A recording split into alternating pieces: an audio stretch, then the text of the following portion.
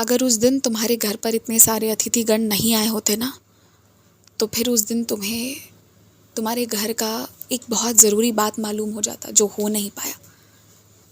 तुमने जिन पुजारी को बुलाया था ना, उनसे पुनः जाकर मिलने की कोशिश करना। मेरी कृपा से वो जो तुम्हें उद्देश्य देंगे ना, उसका पालन करना। दरअसल क्या है ना कि कुछ नकारात्मक चीज़ें जिसका तुम्हें शक भी था कि वो तुम्हारे घर पर मौजूद है, मेरे होने के कारण ना वो तुम्हारे घर के अंदर नहीं आ पाती हैं। इसलिए वो एक अलग दृष्टिकोण से तुमसे मिलने की कोशिश करती हैं और हर बार परास्त होकर जाती हैं। यही कारण है कि बहुत कुछ पिछले दिनों तुमने देखा है, बहुत से संकट कटे हैं तुम्हारे स्वप्न के माध्यम से ही।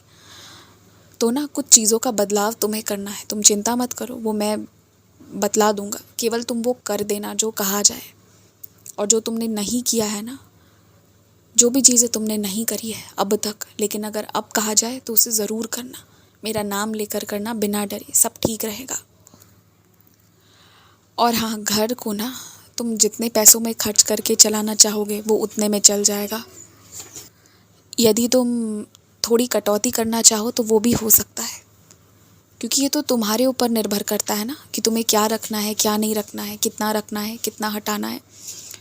तो यदि तुमसे हो सके ना, तो थोड़ा सा खर्च में कटौती करो और उन पैसों को बचाओ, अर्जित करो। उसे किसी अच्छे जगह निवेश करना।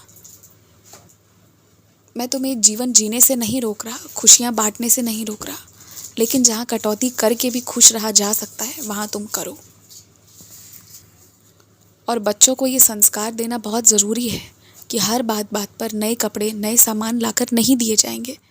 कुछ चीज़ें जो उन्हें अच्छे से रखना होगा बिना जूठा किए, और उसे पुनः पहनकर दोहराना पड़ेगा।